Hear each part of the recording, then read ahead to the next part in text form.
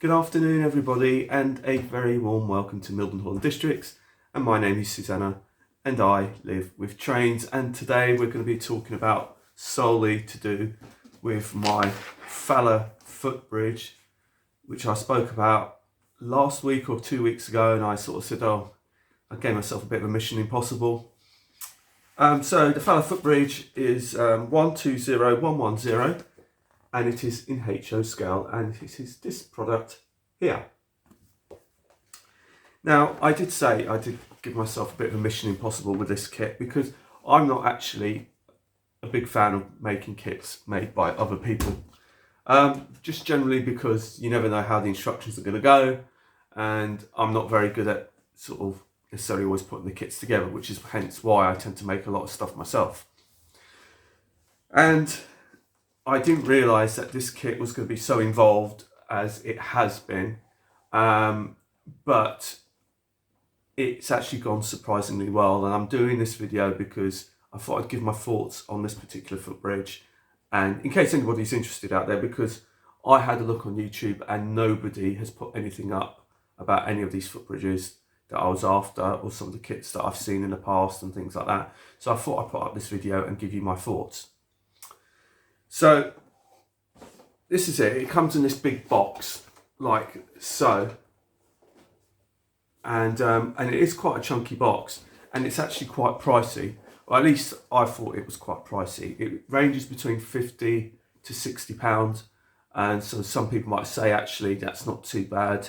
I thought it was at the higher end, but you could probably get other footbridges which is probably either more expensive or less.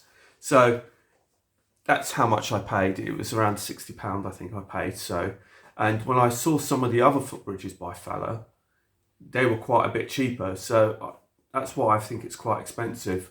There was another footbridge I was looking at, and that was about £18, £19. So, but the thing being about this one is that it's a modern footbridge, and you don't see too many modern footbridges around. It does look very European-esque on the box, especially these elevator turrets, and I needed to do something about that, and as you can see, it's actually built, but it's not actually glued together, because I've still got work to do on it. I've still got signage to put on it. I'm still working on the lighting for it. I've still got to I needed to work out where it was going to sit on the platforms, and thankfully my trusty template that I used in order to make the platforms, which is this one here. So I used this as a template, as a guide, worked absolutely perfectly, so I can work out exactly where the footbridge needed to go and where the platforms needed to go. And another reason for doing this video is that the instructions, which are these things, are not particularly clear, and that's something that I need to point out to you guys, because I had to go over some of the pages a few times and go a few steps forwards to go backwards, so I can work out exactly where the pieces needed to go, because some of the images weren't overly clear, and it was only when I looked further down in the page that you could kind of work out where all the pieces needed to go and which side the glazing needed to go, and so it all fit together. So the instructions aren't always that clear, and that's something that I really have to point out to you, because like I said, I'm not very good with kits, and I'm quite pleased that I've managed to get this done all in one day. But it was done throughout the day. I did take breaks throughout the day, so I did a fair bit, and then I took a break, and then I went back to it, and then I took another break. So I eventually got it built, but like I said, you do have to be careful with the instructions, because it wasn't overly clear sometimes about where things needed to go. So yeah, and the other thing is with this kit, is you can have it as a two-way, which is what this is. This is what I went with, but you can also extend it out so you can make it so it spans more which is quite impressive, to be honest. If you were to do it like that, I think that's quite an impressive one that you can do. They don't provide you the pieces to do the third one, so you'd have to buy another kit to add to it. However, that being said, despite the fact that I've actually built it, there is still a number of pieces left spare on the sprues. Now, one of the things, I did cheat a little bit because it does come with an elevator. So if you want to add an elevator, sorry, that's just me throwing the box down. So as you can probably see on here, there is an elevator shaft and there is like a little elevator there. Now, I don't think I think it's a non-working thing. It provides you with the actual elevator itself and the string that goes in it, but I didn't bother with any of that because I didn't really need to, because it wasn't something that I was going to see, and it was something that I wasn't going to model either. So to me, I'm not really that fussed about that. And as it turns out, as I'll turn you around and I'll explain it to you as well, I don't actually have much room to be threading the wiring, and I'll turn the camera around and I'll explain it to you. So here it is in its current position, and it looks pretty smart, and I'm really pleased with the progress of the station so far. And here is my template which I made, and as you can see, it pretty much lines up, if I sort of go up to there, with my platforms that I'd put in here. And as you can see, I've also modified it because these are the elevator shafts. These are basically the elevator shafts that come with the kit, but all I've done is essentially paper wrapped it with some Metcalfe engineering brick paper, which I had from before, and then I did a bit of a Tony Northeastern here, where any bits of card that was showing, I just sort of used a bit of paint that was kind of appropriate, just to hide all the joints and everything like that. Now I've got some signage to put on here. This isn't actually finished yet either, because like I said, I've got the signage to put on this. I'm going to put some double arrow signage on there, Milden Hall, Riverside Station, some timetables along the bottom and stuff like that. And I've still got to tidy up this entrance for the top. But it's not, like you said, it's not glued down. So when you look at it, it does look like it's complete, but it isn't. Because as you can see, it's still in pieces. And it's quite good to show you at this stage, because then you can sort of see how it kind of looks in a bit more detail without me having to drag out the whole thing. So as you can see, you've got the glazing on the outside, and then you've got the handrails that go in on the inside bit, and it's all quite fiddly to do. And you've also got to really look at the instructions, because especially with this glazing here, the images didn't really show whether or not this glazing went on the outside or the inside of the frame, and I couldn't really tell. And it's only by going through the instruction manual further down the steps that you kind of realise, oh, actually it goes on the outside. So so that's kind of, and you've got this kind of lovely kind of sweep, which kind of reminds me of Reading Station. And if I just, so that's that side, if I just remove that, and it is freestanding, well, as she says. And then here's the actual main bit, and this was very fiddly to do. The feet here is very fiddly, because although it looks very simple, the way it goes in, and you know, in the beginning, whilst it's not glued properly, while the glue hasn't really set properly, it really does sort of move about a bit, and you sort of have to take your time with it. But you do have various options and variations on the theme to suit your layout. It does give you that. It does tell you that you can do it. What I do find about this, which I thought was quite strange, is that there's no real support to this, is what I find. It's like this line in the middle goes all the way through. It's literally like two pieces attached to one another. There's no sort of like cross bracing or anything like that. Even the roof is like not one piece but two pieces, as you can see the line.